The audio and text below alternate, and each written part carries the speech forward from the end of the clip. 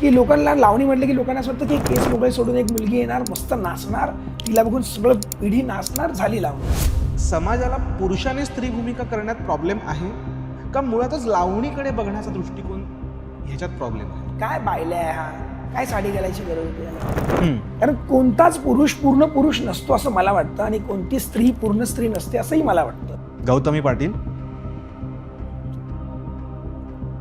तिचं नशीब. आज आपल्यासोबत आहेत असे कलाकार ज्यांनी फक्त लावणी सादर केली नाही तर त्यासाठी समाजाच्या बऱ्याच चौकटीही मोडल्या. लहान वयातच वडिलांचं छत्र हरपलं आणि त्यांच्या खांद्यावर सगळ्या घराची जबाबदारी पडली. अभिनय आणि लावणी हा प्रवास चालू होता एका बाजूला आणि दुसऱ्या बाजूला घर सांभाळण्यासाठी दूध आणि पेपर टाकण्यासारखी बरीच कामं त्यांना करावी लागली. तर आज मराठी माइंडेडच्या पॉडकास्टवर आलेले आहेत लावणी सम्राट अश्मिक कामते.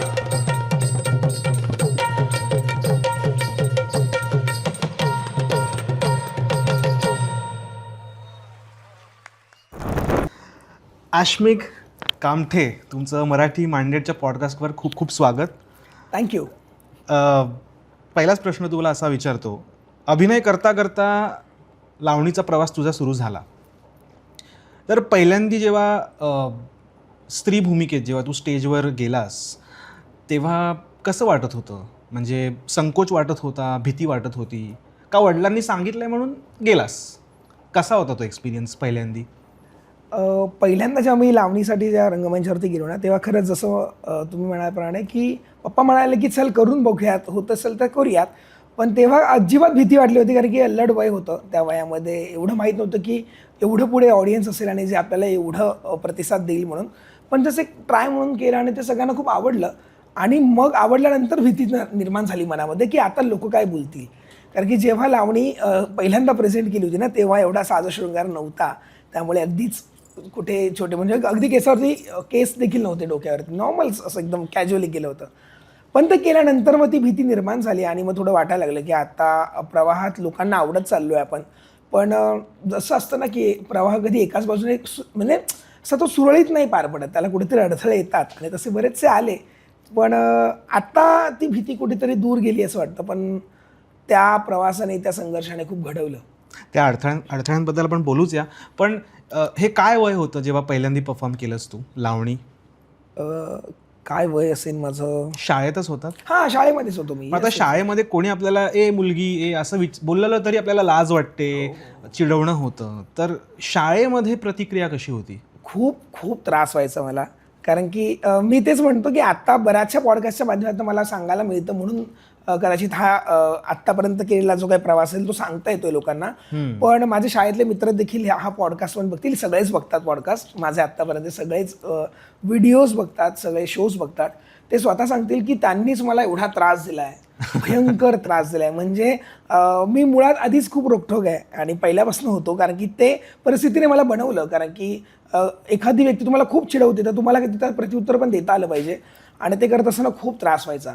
म्हणजे एकीकडे लावणी करतो म्हणून तर चिडवायचे, नाच्या आणि हे तर सगळं खूपच कॉमन होतं माझ्यासाठी. पण मला माहीत होतं हेच शब्द नंतर माझ्यासाठी एक पुरस्कार बनतील किंवा हेच शब्द माझ्यासाठी एक ढाल बनतील. त्यामुळे खूप त्रास व्हायचा, खूप चिडवायचे. पण तुम्ही कधी बुली बॅक नाही केलं तुमच्या मित्रांना? करायचा प्रयत्न करायचो, पण मग ते खूप मारायचं मला. आणि मग काय व्हायचं, मग ते जर कुठे नाव सांगितलं कोणाला किंवा शिक्षकांना सांगितलं किंवा इतर कोणाला मोठ्या व्यक्तींना सांगितलं की असं वाटायचं, मला असं वाटायचं की हां मी सेफ होईल. पण मला आठवायचं पण दुसऱ्या दिवशी परत तेच आपल्याला परत मारते आणि मी खूप मार खाल्लेला आहे, भयंकर मारायचे मला. त्यामुळे पण मला आता आनंद वाटतो त्या गोष्टीचा. मारलेल्याचा आनंद वाटतो?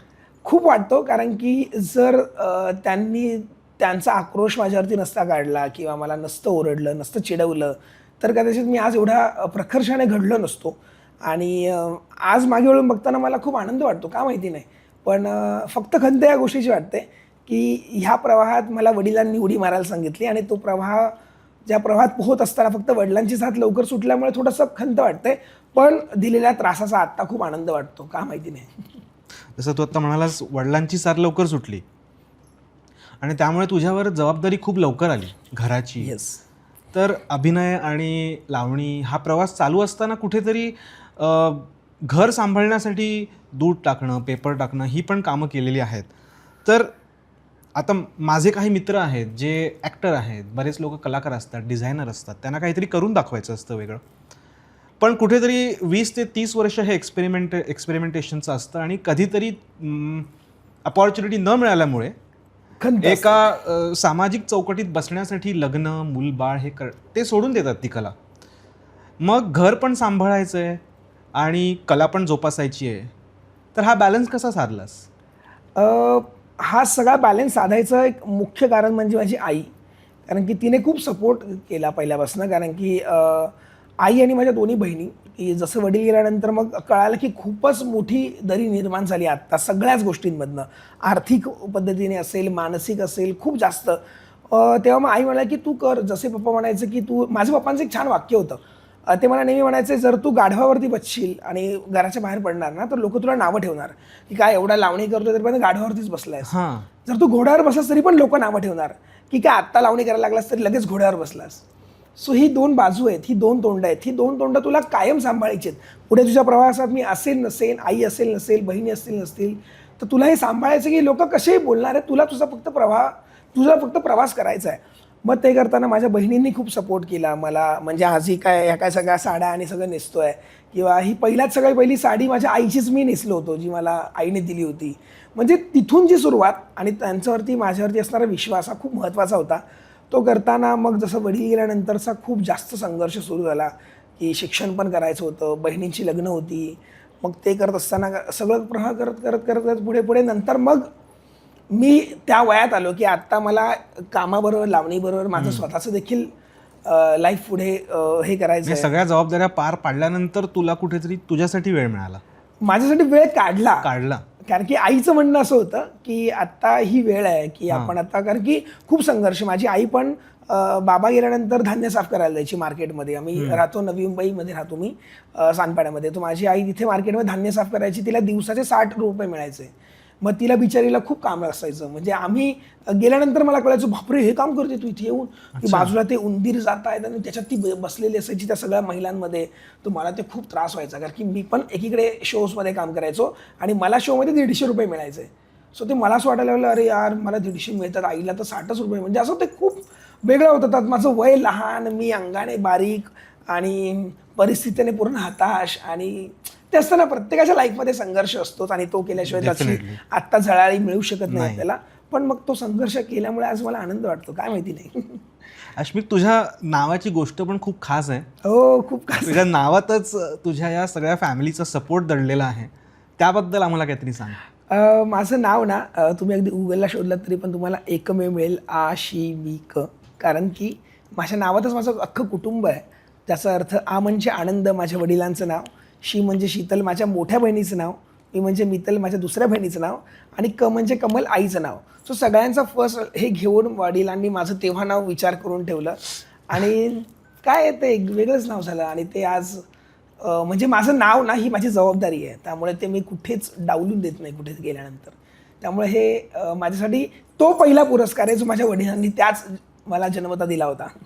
तुला काय म्हणतात स्टेजवर, किंवा म्हणजे लावणी सम्राज्ञी, लावणी नृत्यांगना, काय म्हणतात तुला? असं म्हणतात की जसं मी आता एवढे वर्ष काम करतोय, आता लावणीतलं माझं हे 18वं वर्ष की मी लावणी करतोय. आणि लावणीमध्ये बालगंधर्व पुरस्कार मिळाला, त्याच्यानंतर महाराष्ट्र लावणी सम्राट पुरस्कार मिळाला.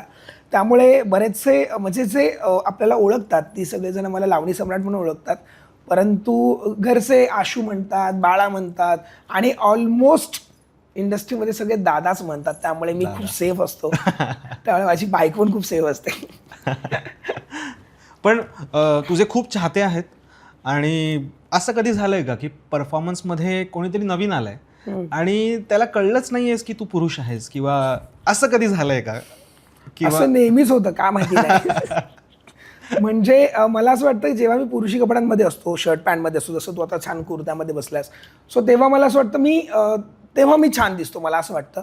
पण जेव्हा मी लावणीची वेशभूषा करतो किंवा जो शृंगार करतो ना, त्या प्रत्येक अंगाचा मेकअप करताना किंवा प्रत्येक ठिकाणची ठेराव करताना, ठेवण ठेवताना असं वाटतं की मी विद्रुप तर नाही दिसत आहे ना, किंवा मी, कारण जनरली मी बघितलं आहे की लावणी म्हटलं की लोक खूप गॉडी तयार होतात किंवा खूप असा जास्त मेकअप आणि सो मला असं वाटतं आपण जेवढं नॅचरल असतो तेवढं खूप सुंदर, कारण की कोणती स्त्री ही नॅचरली सुंदर दिसते तिलासाठी खूप एखादी लावण्यती जसं आपण म्हणू की एक्झाम्पल जसं मधुताई कांबीकर आहेत, तर दिसताना खूप सुंदर आहेत, त्यांना उगीच हेवी मेकअप करायची गरज नाही लागत लावण्यवती बनण्यासाठी स्पेशली.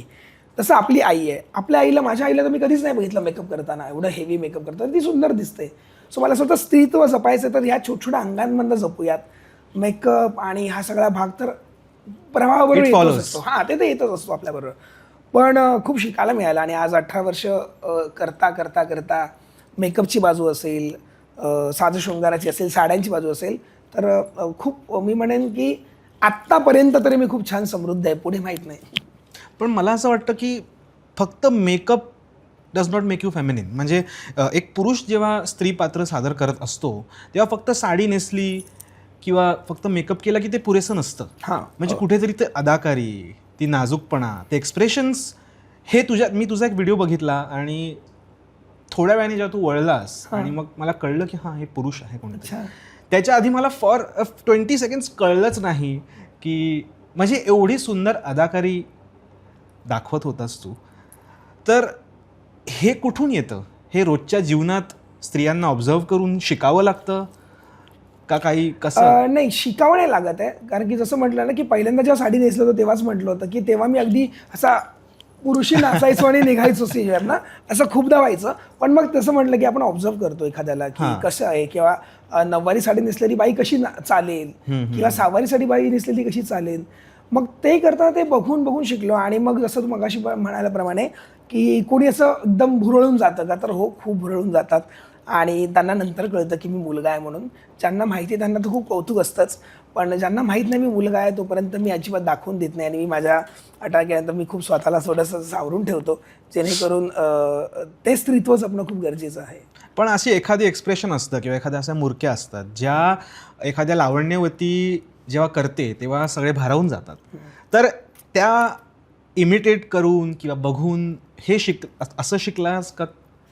मी शिकणं याच्यावरती ना मी थोडंफार थांबेन आता, कारण की मी लावणी कला क्षेत्रामध्ये मी जसं म्हटलं 18वं वर्ष आहे, पण मी स्वतः लावणी शिकलेलं नाही आहे.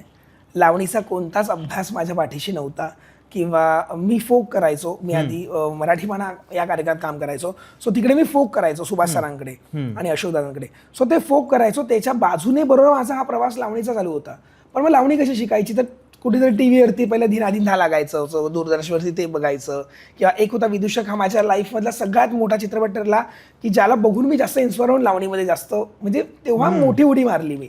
सो हे बघून बघून शिकत गेलो. त्यामुळे लावणी कोणी शिकवली नाही, पण ज्यांच्याकडे बघून लावणीला सुरुवात केली किंवा ज्यांच्याकडे बघून बघून लावणी करण्यासाठी स्वतःमध्ये बदल करत गेलो, मग मेघाताई आहे, दर्शनाताई आहे किंवा मिनिलताई आहे, यांना बघत मग त्यांच्याबरोबर नंतर मी काम करायला लागलो. मग मला त्यांच्या जोडीत बसून खूप जास्त पद्धतीने शिकता आलं. सो मग ते हळूहळू शिकत गेलो आणि मग ते येत गेलं. आणि आता लावण्यांचे असंख्य प्रकार आहेत, मग ती बैठकीची असेल, पारंपरिक असेल, फडाची असेल, किंवा विरहाच्या लावण्या असतील, ह्या सगळ्या लावण्या करून त्याच्यात अभ्यास करून मग आता येतात, त्याचा आनंद आहे.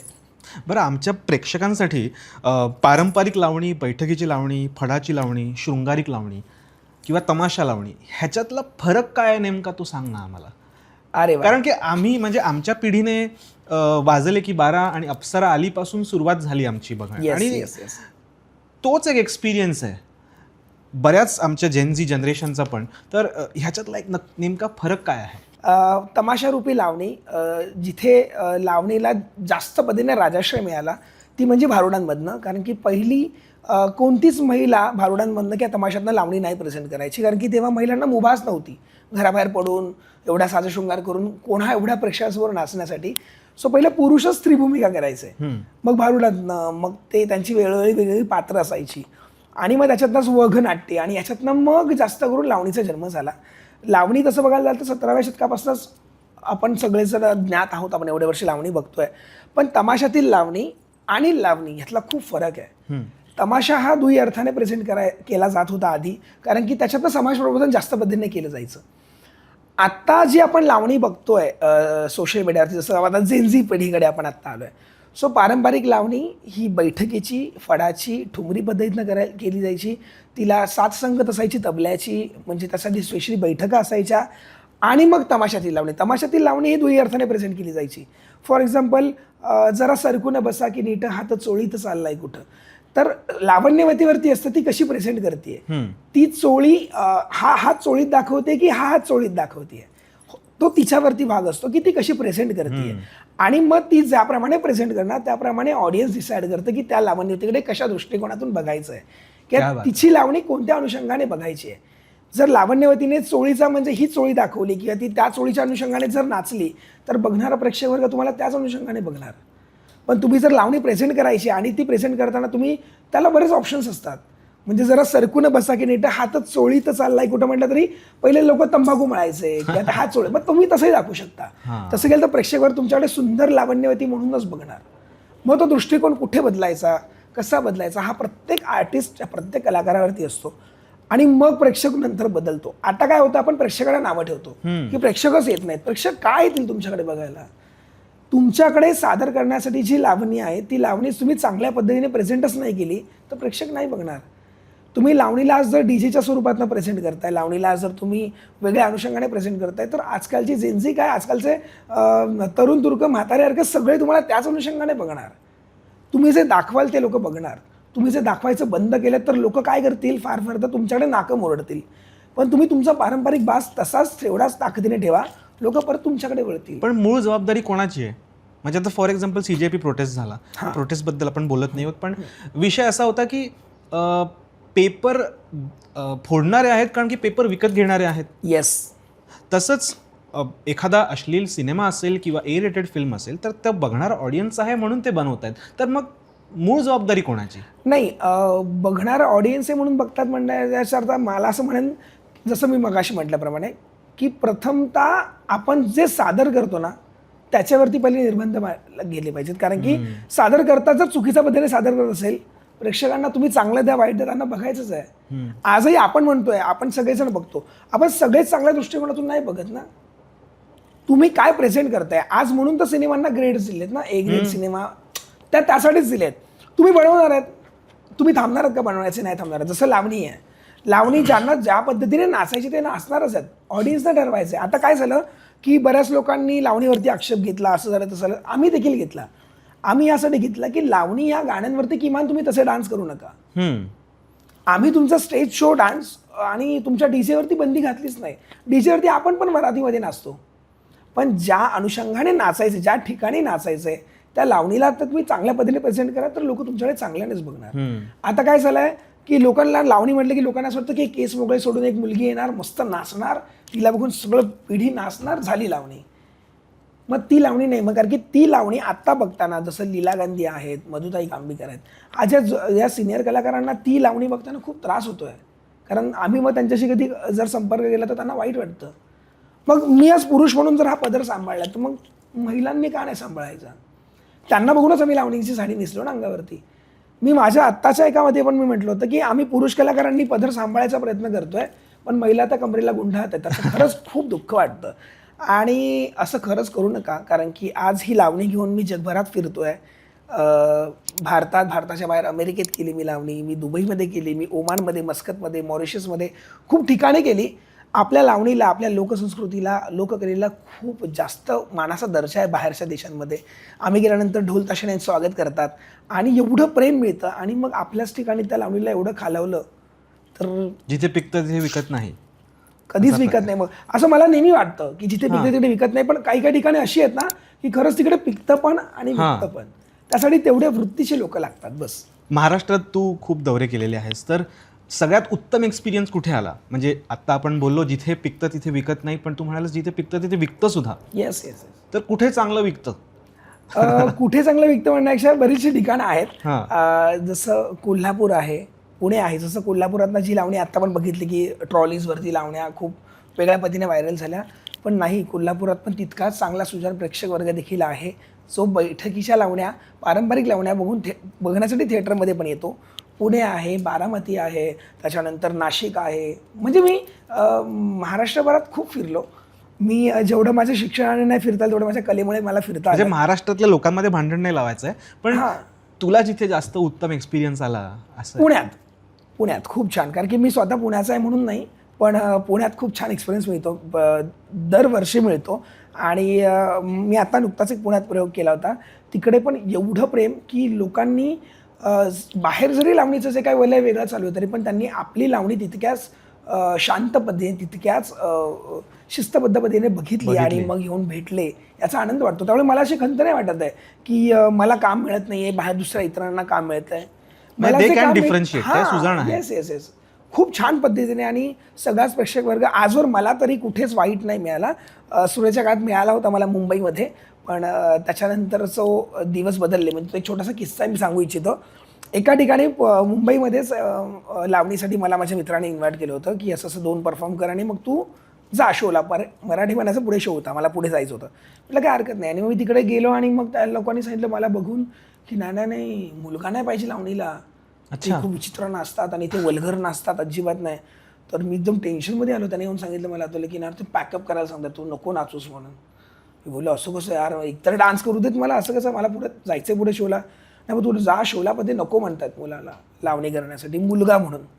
म्हणजे ठीक आहे. मग मी खूप टेन्शनमध्ये येऊन रडलो आणि आतमध्ये, आणि मग मेकअप काढला आणि मग मी पुढे दुसऱ्या शोला गेलो. आणि आज अशी वेळ आली की बरोबर आत्ता 2026 आले, 2023मध्येच मी त्याच ठिकाणी, त्याच उत्सवामध्ये मी ॲज अ सेलिब्रिटी म्हणून परफॉर्म केलं लावणी. आणि मग तिथे लोक म्हटलं की तुम्ही आमच्याकडे कधी आला होतात का? तर मी म्हटलं की हो आलो होतो, पण मी तेव्हा परफॉर्म नव्हतं केलं, पण मी तुमच्याकडे येऊन गेलो. मग कधी किस्सा त्याने स्वतःहून विचारला म्हणून मी सांगितला. पण मी जेव्हा माईकवरती बोलल्यानंतर तिकडच्या सगळ्या त्या मंडळातील लोकांनी माझी माफी मागितली. पण मग मला असं वाटलं की ते रिटर्न मला मिळालं, सो बरं वाटलं मला. पण प्रेक्षक वर्ग मला तरी असं कधीच कुठे वाईट नाही मिळाला, खूप चांगल्या पद्धतीनेच प्रेक्षक वर्ग मिळाला. पण असे काही छोटे मोठे किस्से असतात की जे आपल्याला थोडेसे आपल्या याच्यामध्ये आठवून देतात बस. बरं, थोडं आपण मागे जाऊया. बालगंधर्वांनी स्त्री भूमिका साकारल्या आणि आज सुद्धा कपिल शर्माच्या शोवर सुनील ग्रोवर, किकू शारदा हे सगळे स्त्री भूमिका साकारतायत आणि त्यांना प्रेम पण मिळतंय. तर त्या काळी पण प्रेम मिळालं, या काळी पण प्रेम मिळालं. तर माझा प्रश्न असा आहे की समाजाला पुरुषाने स्त्री भूमिका करण्यात प्रॉब्लेम आहे का मुळातच लावणीकडे बघण्याचा दृष्टिकोन ह्याच्यात प्रॉब्लेम आहे? अगदी उत्तम आणि आजवरच्या सगळ्या पॉडकास्टमध्ये विचारला गेलेला सगळ्यात युनिक प्रश्न माझ्यासाठी. याच्यावरती नेहमी मला बोलावंसं वाटायचं, पण उत्तम प्रश्न यासाठी म्हटलं मी, कारण की लावणीकडचा प्रेक्षक वर्ग वेगळा की स्त्री भूमिका करणाऱ्या लोकांकडे बघण्याचा प्रेक्षक वर्ग वेगळा. तर आत्ताची परिस्थिती अशी आहे की लावणी करणाऱ्या कलाकारांकडे बघण्याचा प्रेक्षक वर्ग वेगळा झाला आहे. जसं म्हणाल तुम्ही, कपिल शर्माच्या शोमध्ये देखील स्त्री पात्र केली जातात. आपल्या मराठी इंडस्ट्रीमधल्या पण याच्यामध्ये पण स्त्री पात्र करतात. परंतु काय होतं ना की त्यांच्याकडे लोक वाहवा करून बघतात. आणि तेच लावणी कलाकार म्हटलं ना, किंवा ती मुलगी असोत किंवा मुलगा असोत, की त्यांच्याकडे म्हणून नाकं मुरडतात. सो मला हेच कळत नाही की असं त्यांनी काय वेगळं काम केलं आहे की ज्यांचं काम तुम्हाला खूप कलागुण संपन्न असून पण आवडत नाही आहे. आणि एखाद्या चित्रपटातील फॉर एक्झाम्पल तुलाच मी छान सुंदर एक साडी नेसवून घेते, तुझं कौतुक करतील. मग ही दरी का निर्माण होते? का? कारण बघण्याचा दृष्टिकोन. आता काय होतं, आता अश्मी कामटेला सगळेच छान म्हणतात, सगळेच कौतुक करतात, सगळेच पॉडकास्टसाठी बोलतात, सगळेच जण त्याचं कौतुक करतात, शोजना भरपूर तिकीटं. पण आपल्यातील बरेचसे काही कलाकार असतात की ते इतर कलाकारांनाच कदाचित मोठं होऊन देत नाही आहेत. मग ती खंत कलाकार निर्माण करतोय. त्याला असं वाटतं माझ्यापेक्षा कोणी पुढे गेलात तर. पण प्रत्येकाच्या नशिबात जे लिहिलंय तेच प्रत्येकाला मिळणार आहे. तुम्ही जेवढी मेहनत करणार तेवढंच तुम्हाला देव देणार. मी जर या खुर्चीत बसून राहिलो आणि म्हटलं की मला उद्याचा हा शो मिळाला पाहिजे, तर नाही मिळणार. त्या उद्याच्या शोसाठी मला जाऊन कुठेतरी त्यांच्याशी बोलावं लागेल, माझी कला प्रेझेंट करावी लागेल, त्यांना दाखवावं लागेल, मग मिळेल. त्यामुळे मला असं वाटतं की नवीन येणारा प्रत्येक कलाकार हा कधीतरी नवीन असतो आणि मगच कधीतरी तो पुढे जाऊन मोठा होतो. फक्त दृष्टिकोन बदलला पाहिजे. बरं, मग मला सांग, तू जेव्हा पहिल्यांदा परफॉर्म केलंस किंवा पहिलं मानधन तुला मिळालं असेल ते किती होतं आणि तो काय एक्सपिरियन्स होता? जसं मी मराठी भरात काम करायचो तेव्हा माझं मानधन होतं 150 रुपये. म्हणजे एका शोला 150 रुपये मिळायचे. आणि 2007-8 पासून मग मराठी भरात सुरू झालं जॉईन मी. 2007ला मला 150 रुपये मानधन होतं. 2007, 8, 9 150 रुपयेच होतं. मी मराठी भरातलं सांगतोय, सॉरी अशोक दादा. पण मला अभिमान आहे त्या गोष्टीचा. 7, 8, 9 सेम 150 होतं. मग नंतर माझं मानधन ₹300 झालं, मग 400. मग अमेरिकेला मी जेव्हा परफॉर्म केलं होतं तेव्हा माझं मानधन ₹400 होतं. पण हे लावणीसाठी होतं? नाही, हे मराठी म्हणायचं होतं. हां. आणि जेव्हा लावणीमध्ये मी बाहेर काम करायला सुरुवात केली तेव्हा मला जेव्हा 150 मिळत तेव्हा लावणीमध्ये बाहेर ₹200 मिळत होते. बरं. तर माझ्याकडे ₹50 अधिक मिळायचे. मग मला असं व्हायचं की मी हा शो कसा ॲडजस्ट करू. मग मी सुभाष सरांना सांगायचं, सर असं असं मला बाहेर काम आहे पण मला तिकडे एक ₹50 जास्त मिळत आहेत. आज कर मी करतो ॲडजस्ट. तर कारण तेव्हा ॲडजस्ट व्हायचं ना. आणि मग ₹200 लावणीची सुरुवात ते आत्ता खूप चांगल्या पद्धतीने काम मिळतं, खूप चांगल्या पद्धतीने मानधन मिळतं आणि याच्या व्यतिरिक्त खूप चांगल्या पद्धतीने सन्मान मिळतो, रिस्पेक्ट मिळतो. ही खूप मोठी गोष्ट आहे. पण ते मिळालेले ₹150 ते मिळाले ₹200 हे आजही आठवणीत आहेत, आजही साठवणीत पण आहेत. कारण माझ्या कार्यक्रमाचा पहिला पगार देखील माझ्या आईने अजून साठवून ठेवलेला आहे. सो खूप आनंद आहे या गोष्टीचा. पण आज मला विचारायचं आहे तुला, आज लावणी कलाकारांना हवं तेवढं मानधन मिळतं आहे का? नाही मिळत. कारण की लोकांना असं वाटतं की लावणी कलाकार म्हटलं की ते साधेत. म्हणजे बऱ्याचदा असं होतं की आत्ता आम्हाला शोजला गेल्यानंतर व्हॅनिटी असते, इव्हेंट्सला गेल्यानंतर किंवा छान मेकअप रूम असतात. पण कट्टू मागे वळून बघताना बाकीच्या कलाकारांना नसतात. म्हणजे खूप आम्हालाच आमच्या बरोबरच्या कलाकारांची खंत वाटते की अरे आपण इथे चेंज करायचं आहे, मग त्यांना काय वाटेल. अर्धा विचार मी माझ्या विचारातच मेलेला असतो की अरे यार आता हिला काय वाटेल की मी इथे चेंज करतो, ती इथे चेंज करते आहे. आणि बघायला जाल तर रिस्पेक्ट खूप कमी. आजच्या ह्या पॉडकास्टमध्ये तुम्ही सांगेन की खरंच आम्ही देखील तसेच कलाकार आहोत की तुमच्यामधनंच आमच्यात काहीतरी वेगळं नाविन्य म्हणून आम्ही या कला क्षेत्रामध्ये उडी मारली आहे किंवा याच्यावरती आमचा उदरनिर्वाह असतो. सो इतरांप्रमाणे रिस्पेक्ट जर तुम्ही द्याल तर तुम्हाला देखील ते तितकाच रिस्पेक्ट देतील. सो मी म्हणेल की फक्त लावणी असं नाही, कोणताही लोककलाकार हा त्याच्या परिस्थितीने खूप गरीब आहे. म्हणजे तो ज्या काय बॅकग्राऊंडमधून आलेला असतो, फॉर एक्झाम्पल आदिवासी जमात त्याच तारपा प्रेझेंट करतील किंवा डान्स फॉर्म प्रेझेंट करतील, त्यांच्याकडे त्यांचा उदरनिर्वाहाचं साधनच तो डान्स फॉर्म आहे. मग त्याला जर आपण सपोर्ट नाही केला तर त्यांच्याच कलेला जर आपण नाकं मुरडली तर त्यांना आपणच नाही प्लॅटफॉर्म दिला तर कोण देणार प्लॅटफॉर्म. पण आता असं वाटतं की आता जसं आपल्या महाराष्ट्र गव्हर्नमेंटने खूप चांगल्या पद्धतीने कार्यसंचालनाच्या माध्यमातून बरेचसे इव्हेंट लाईनअप केलेत. त्यामुळे या सगळ्या कलाकारांना रोजगार उपलब्ध झाला आहे. त्यामुळे खूप आनंद देखील वाटतो. आणि माझ्याकडे तुम्ही बोलाल ना तर मला खूप आनंद. मी अजिबात नाही, म्हणजे मला आवडतच नाही चिडलेलं, कारण की मी चिडल्यानंतर खूप भयंकर आहे. त्यामुळे मी जेवढा शांत आहे तेवढाच मी खूप शांत आहे. बरं, आता मी तुला एक थेट प्रश्न विचारतो. बालगंधर्व आणि त्यांच्या पूर्वीच्या काळात पुरुष लोक स्त्री भूमिका साकारायचे, कारण तेव्हा स्त्रियांना परवानगी नव्हती परफॉर्म करण्याची. बरोबर. पण आता ती परिस्थिती उरलेली नाही आहे. स्त्रियांची पात्र साकारू शकतात. तर मग आज जर ती गरज नाही आहे तर मग पुरुष स्त्री पात्र का साकारतात? म्हणजे त्याचा आर्टिस्टिक रेलेव्हन्स काय आहे? त्याची गरज आहे का? मी म्हणणार नाही की गरज नाही आहे म्हणून. कारण की जो वारसा मी आजवर जपत आलो आहे त्यात मला असं कुठेच नाही वाटलं की अरे तू नको करूस म्हणून. हे स्त्रीपात्र आत्ताच्या घडीला, कारण की जे स्त्रीपात्र मी जे आजवर रंगवत आलो आहे की जे मी करत आलो आहे तर त्याच्यामध्ये मला माझ्या ज्या छटा आहेत सादरीकरणाच्या त्याच्यातनं मला कुठेच वल्गरता नाही वाटली. मला ते कुठेच वियर्ड नाही वाटली की अरे मी का करतो आहे, किंवा मला असं कधी कोणी म्हणालं नाही की अरे दादा हे नको करू म्हणून. सो मला असं वाटतं मी जी स्त्री उभी केली आहे ती माझ्यासाठी खूप सोज्वळ, खूप छान पद्धतीने प्रेझेंट करतात. जसं मला लावणी करताना मला बघितलं असेल की मी लावणी प्रेझेंट करताना आजही काठापदराचीच साडी नेसतो. मी आजही तितकाच पारंपरिक शृंगार करतो. माझ्या सादरीकरणात, माझ्या पेहरावात देखील कुठेच वल्गरता नाही आहे. सो मला असं वाटतं मी जर जपलं आहे तर मग त्याला आक्षेप नसला पाहिजे असं मला तरी वाटतं. आणि जर तुम्ही म्हणत असाल की जर त्याची गरज नाही आहे तर आम्हाला कोणी म्हटलंच नाही की याची गरज नाही आहे, तुम्ही का करताय म्हणून. जर ती जाणीव जर आम्हाला करून दिली असती तर आम्ही कदाचित त्या पात्रांवरती कामं नसती गेली. राहता विषय दुसरा की तुम्ही बालगंधर्वांचं नाव घेतलं तर बालगंधर्वांनी फक्त स्त्रीपात्र केलं होतं. त्यांनी त्याच्यातनं नाटकांमधनं बरेचसे दौरे केले, नाटकांमध्ये स्त्रीपात्र केलं, पण बालगंधर्वांनी लावणी प्रेझेंट नव्हती केली. कारण की ते अभिनयातनं बोलायचे आणि मी जे काही माझं स्त्रीपात्र करतोय ते मी माझ्या देहबोलीतनं, माझ्यातनं मी नृत्यातनं सादर करतोय. सो नृत्य असेल तरच आश्मिक लावणीच्या साडीमध्ये किंवा त्या भूमिकेसाठी उभा असतो. मी ही स्त्रीपात्र करून कोणतीच नाटकातील भूमिका नाही केली आहे, कारण की आपला आवाज, आपली बोलण्याची पद्धत ही महिलांसारखी कधीच असू शकत नाही. कारण कोणताच पुरुष पूर्ण पुरुष नसतो असं मला वाटतं आणि कोणती स्त्री पूर्ण स्त्री नसते असंही मला वाटतं. कारण की काय होतं ना की आजकालच्या आपण बघण्याच्या दृष्टिकोनातनं ना एखाद्या महिलेने जर छान डॅशिंगपणा केला तर आपण तिचं कौतुक करतो, अरे क्या बात आहे, किती मस्त ना, मर्दानी अगदी. आणि तेच पुरुषाने गेलं महिलेच्या ह्याच्यात की लोक नावं ठेवतात, काय बायला आहे हा, काय साडी घालायची गरज होती याला. म्हणजेच तुम्ही विचार करताना किती दुई अर्थाने विचार करताय. महिलेने जर छान केलं डॅशिंग तर ती एकदम डॅशिंग झाली, ती सिंगम झाली. आणि मुलाने गेली की तिला लगेच लोक नावं ठेवतात.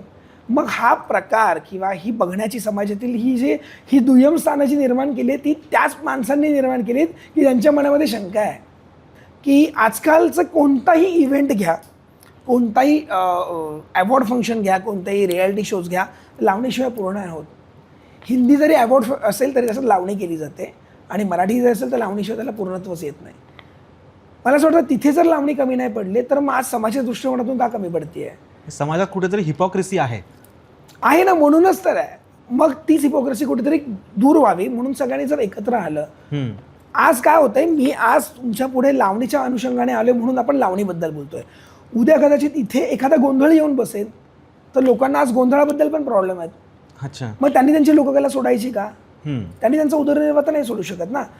जागरण गोंधळ कधी करतो आपण? लग्न झालं किंवा आपल्याकडे सत्यनारायणची पूजा असली की जागरण गोंधळ करतो. त्याच्यात ते वाघ्या मुरळी नाचणारच आहेत. मग ते जर आज मुखपटावरती येऊन जर तुमच्या सगळ्यांसमोर नाचले तर तुमचं पोट नाही दुखलं पाहिजे.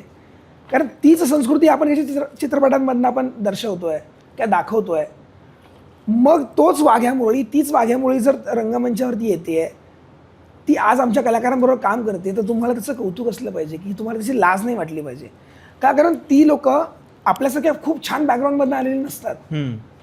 ती गावाखेड्यांमधून आलेली लोक असतात. त्यांच्याकडे तेवढी कदाचित तेवढी सहनशक्ती नसते, आपल्याला एवढे पेशन्स नसतात. आपण शूटमध्ये असतो की आपल्याला कॅमेराचं टेक्निक माहिती असतं की आपल्याला एवढा पेशन्स माहिती असतं, त्या लोकांकडे नसतो. म्हणून त्यांच्याकडे नाही, म्हणून त्यांनी जर त्यांची चिडचिड केली, त्यांना जर ते नाही समजलं तर ते विचारतील असं वेळा, दादा मी बरोबर दिसतोय का तुम्हाला कॅमेरात? तर त्याचा आपल्याला राग नाही आला पाहिजे. ते आपण समजून घेतलं तर ते समजून घेणार असेल आपल्याला. विठाबाई नारायणगावकर यांच्या आयुष्यावर आधारित आता एक नवीन सिनेमा येतोय इठा म्हणून, आणि श्रद्धा कपूर ते पात्र साकारते. तुम्हाला असं वाटतं की विठाबाई जर आजच्या आयुष्यात, आजच्या जगात असत्या तर त्या इंस्टाग्राम रील्सच्या जगात तेवढ्याच फेमस झाल्या असत्या, तेवढ्याच सुपरस्टार झाल्या असत्या? कदाचित नसत्या झाल्या. कारण की तेव्हा सोशल मीडिया नव्हता ना, आणि आता सोशल मीडिया आहे. आत्ता सोशल मीडिया आहे ना, तुम्हाला एखाद्या छोट्या मुलीने चिमुकलीने गाणं गायलं ना तर ते व्हायरल होतं. किंवा एखादा कोणी मस्तीमध्ये व्हिडिओ गेला की तो व्हायरल होतो. जो खरंच मनापासून पोटतिडकीने काम करतो ना ते व्हायरल नाही होत कधीच ना. त्या कलाकारांना कधी स्कोप मिळेल. तर मला असं वाटतं विठाई त्या काळापासून ज्या फेमस आहेत, ज्या आपण म्हणजे फॉर एक्झाम्पल आत्ताची लहान मुलं देखील विठाबाई नारायण म्हटलं की लोकांना माहिती आहे की कोण आहेत म्हणून. त्यांच्यावरती आत्ता चित्रपट आला आहे. एवढ्या वर्षात नव्हता चित्रपट आला तरी त्या फेमस होत्याच ना. तर मला असं वाटत नाही की त्याची काही एवढी गरज लागेल म्हणून. व्हायरलिटी किती महत्त्वाची आहे एका कलाकारासाठी? आत्ता बघायला सोशल मीडियाच्या माध्यमातून खूप गरजेची आहे. कारण की सोशल मीडिया जर नसेल ना तर त्या कलाकाराला खूप खूप मेहनत करावी लागते. आणि आजकाल का होतं, एक छोटासा रील बनवला की पटकन माणूस फेमस होऊन जातो. पण व्हायरल होण्यासाठी काही लोक वेगळंच काहीतरी करतात. तेच मग कला जोपासायची का व्हायरल व्हायचं? नाही, कला जोपासायची हे माझं प्रांजळ मत आहे. कारण कला जोपासली ना की मग तुमच्याकडे हक्काने तुम्हाला प्रेक्षक वर्ग तुमच्यापर्यंत येतो. तू काय करतोस तो एक बॅलन्स साधण्यासाठी? कधी मोह नाही होत? कधी काही होत नाही की आपल्याला ह्या अशा गोष्टीने जास्त पैसे मिळू शकतील? खूपदा झाला होता मोह, पण त्या मोहाला तेव्हाच तडा गेली. त्यामुळे मी खूप मागे फिरलो. कारण की आपल्या ह्या जगात, कलाक्षेत्रात, हे जे जग आहे आपलं, ह्या जगात काम करायचं असेल तर तुम्हाला खूप पेशन्स लागतात. तुम्हाला स्वतःवरती खूप कंट्रोल लागतो. आणि मी अगदी खरं सांगायला जाऊ तर मी लावणी करतो म्हणून लोकांचा माझ्याकडे बघण्याचा दृष्टिकोन खूप घाणेरडा होता. मला खूप कामं आली होती, जी कामं करण्यासाठी मला खूप मोठ्या लेवलला चित्रपटांमध्ये जाण्यासाठी देखील मला खूप कामं आली. पण त्यांचं इंटेन्शन खूप वेगळं होतं. आणि मी ही लावणीची साडी अंगावरती नेसण्याचं कारण म्हणजे फक्त माझी कला जोपासण्यापुरती आहे. कारण ती साडी नेसून मला कुठेच विचित्र काम करायचं नव्हतं. म्हणून मी बरीचशी माझ्या हातातून कामं गेली. तर मला असं वाटतं की जे नशिबात ते मिळणार आहेत. पण कोणतंच काम व्हायरल होण्यासाठी किंवा फेमस होण्यासाठी कुठेतरी खालच्या स्तरावर जाऊन करणं हे मला आवडत नाही. म्हणून मग मी आजही खूप तुम्हाला चित्रपटांमधनं किंवा खूप मालिकेंमधनं बघायला नाही मिळणार. पण मी तुम्हाला कधी बघाल, तुम्हाला मी आठवड्यातल्या किमान 3 ते 4 दिवस रंगमंचावरती कुठेतरी बघायला नक्की मिळेल. काय बात आहे. पण तुला सिनेमा करायचा आहे ना? नक्कीच करायचा सिनेमा. मी बरेचसे सिनेमे केलेले आहेत. मी बॅक डान्सर म्हणून खूप सिनेमामध्ये नाचलेलो आहे. बऱ्याचशा ह्या लीड आर्टिस्ट आत्ताच्या सगळ्या आहेत, ह्या सगळ्या ओळखतात. त्यांच्या मागे मी झेंडे पण हलवले आहेत, मी अब्दागिरी नाचवली आहे, मी प्रॉपर्ट घेऊन नाचलो आहे. हिंदी चित्रपटांमध्ये पण बरीचशी कामं केली आहेत मॉब आर्टिस्ट म्हणून. पण लवकरच एक आशा ठेवली मनात की लवकरच एक मराठी चित्रपटामध्ये नक्कीच. खूप छान काम करायची इच्छा आहे. I wish you all the luck. Yes, thank you. आणि आमच्या प्रेक्षकांसाठी एक सांगू इच्छितो की आश्मिक कामठे, आश्मिक दादाचं लग्न झालेलं आहे. हो. त्याची एक खूप सपोर्टिव्ह अशी बायको आहे, एक लहानसा चिमुरडा मुलगा आहे. मला तुला हे विचारायचं आहे की आज आता आमच्या वयातली लोक ज्यांची लग्न झालेली नाही आहेत, माझे मित्र आहेत किंवा बरेच लोक आहेत ज्यांचे आता काही लोकांचे गर्लफ्रेंड असतात, बॉयफ्रेंड असतात. येस. तर जेव्हा लग्नाचा विषय निघतो तेव्हा मुलीचे आई वडील पहिले हे बघतात की मुलगा कमवतोय का, स्टेबल आहे का, बरोबर. CA आहे का, इंजिनियर आहे का, MBA आहे का, डॉक्टर आहे का. जी मुलं काहीतरी ऑफबीट करिअर करतायत त्यांच्या आयुष्यात लग्नाच्या वेळी नक्कीच प्रॉब्लेम येतात. तर अशा मुलांना तू काय सांगशील, कारण की तुझं एक छान सक्सेसफुल अरेंज मॅरेज झालेलं आहे. तर ऑफबीट करिअर करणाऱ्या मुलांना तुझं काय सांगणं असेल? माझं लग्न तर माझं लावणी बघूनच आईंनी मला, मम्मींनी विचारलं होतं. तर मला असं वाटतं की तुमच्या स्वतःवरती विश्वास हवा की तुम्ही जर लग्न करण्यासाठी जर आज केपेबल आहात, म्हणजे स्वतःहून आहात, पण पुढे तुम्ही ते कसं पेलवणार आहात की नाहीत, ह्यासाठी मुळात मुलाने किंवा मुलीने आधी केपेबल असावं लागतं.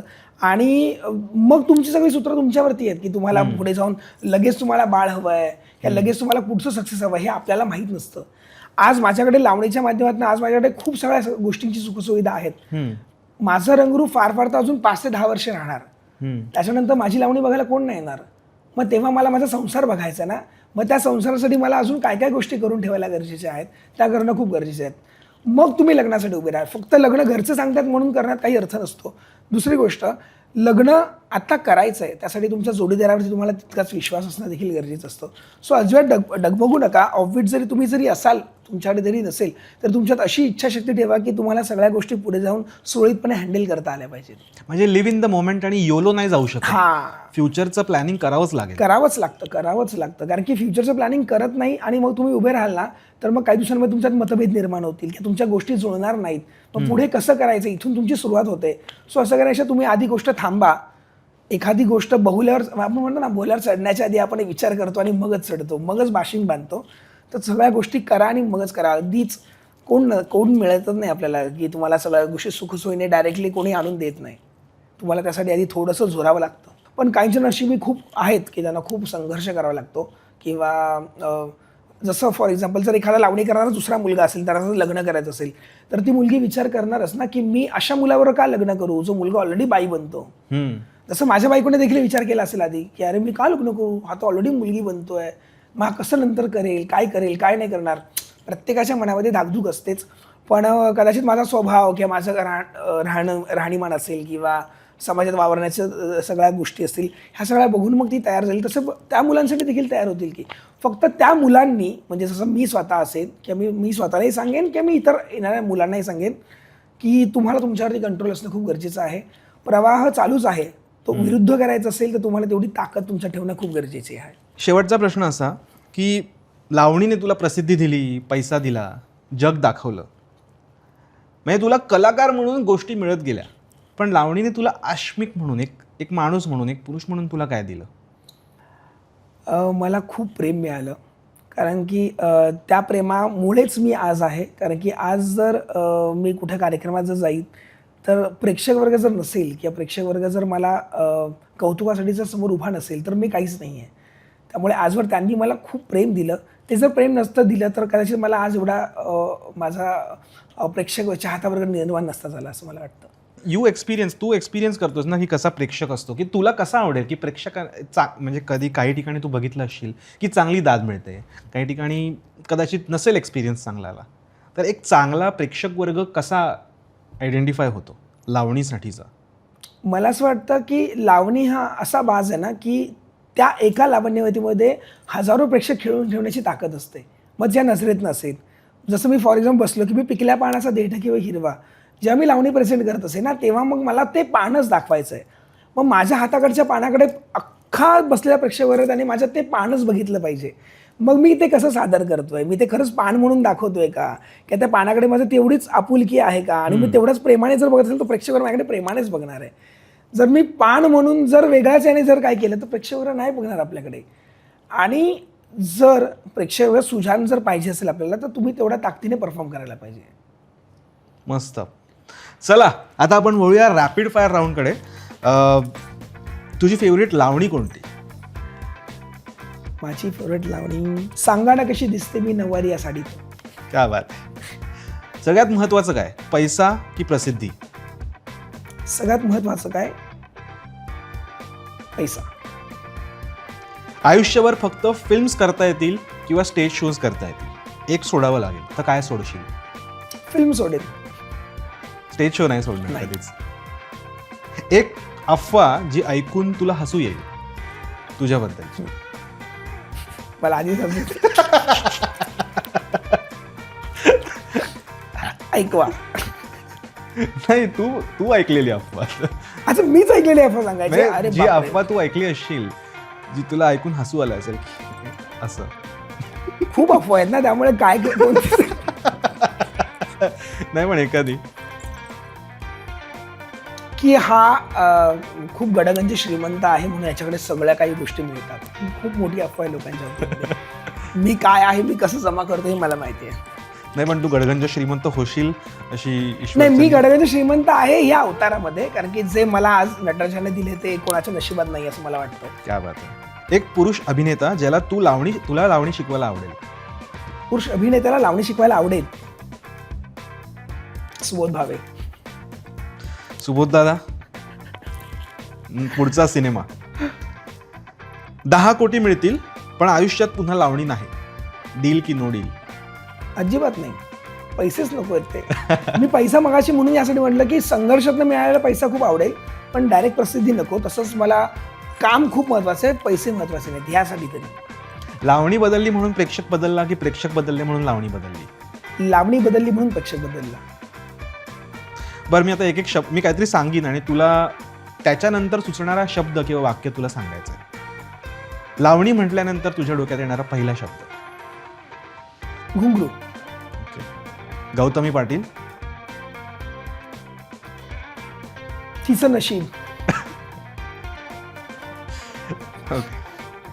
पुरुषत्व म्हटल्यानंतर पहिला शब्द काय आहे तुझा?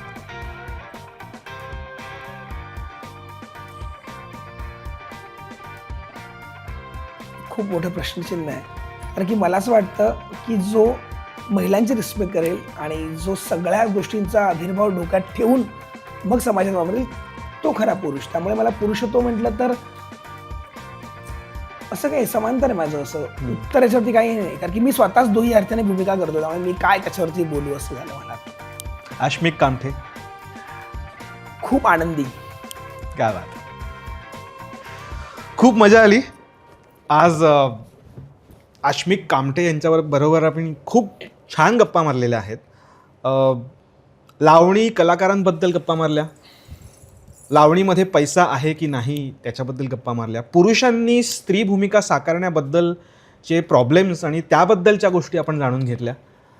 आश्मिक, तुला तुझ्या चाहत्यांसाठी आणि तुला तुझ्या प्रेक्षकांसाठी काही सांगावंसं वाटेल? नक्कीच मी म्हणेन, शृंगाराचं प्राण मी, इश्काचा बाण मी, लावण्याची खाण मी लावणी हो, घुंगरांचा नाद मी, त्या ढोलकीची थाप मी, शृंगाराचा प्राण मी लावणी हो. हीच लावणी गेले कित्येक वर्ष मी जपण्याचा प्रयत्न करतोय. तीच लावणी सादर करताना तिला कुठे डगमगू द्यायचं नाही हे माझ्या मनाशी मी एक पक्कड केलेलं आहे. तर मी म्हणेन की जर नवीन ह्या क्षेत्रात जर येत असाल, जर लावणी करण्याचा मनसुबा असेल तर लावणीचे तोडे तुकडे पारंपरिकता सगळी जपा, अभ्यास करा आणि मग या. कारण की लावणीला अगदीच हलक्यात घेऊ नका. जसं मी म्हणेन कथ्थक असेल, भरतनाट्यम असेल किंवा कोणतीही शास्त्रीय नृत्यशैली असेल की त्यांना शास्त्रबद्धता आहे आणि मग आपल्याच लावणीला का नाही, आपलीच लावणी का सगळीकडे मुक्तपणे संचार करते, तिला देखील बंधन असलं पाहिजे, तिला देखील तितक्याच मर्यादा असल्या पाहिजे असं मला वाटतं. सो हा सगळा कार्यभाग आपण सांभाळला पाहिजे कलाकार म्हणून. तर नक्कीच लावणी देखील तेवढेच सुगीचे सुंदर दिवस येतील, कारण की आपल्या मागे असणारी जी काही लोककला आहे ही खूप समृद्ध आहे, ही लगेच संपन्न होणार अशी नाही आहे. सो नक्की या क्षेत्रात या, लावणीला खूप उच्च दर्जा मिळवण्याचं काम करा. आणि जर तुम्ही इथे जर तुमचं नाणं खणखणीत वाजलं तर तुम्हाला जगाच्या पाठीवर सगळीकडे संचार करता येईल. क्या बात आहे. पुढचा पॉडकास्ट लवकरच येईल. तोपर्यंत म्हणा मम म्हणजे मराठी माइंडेड.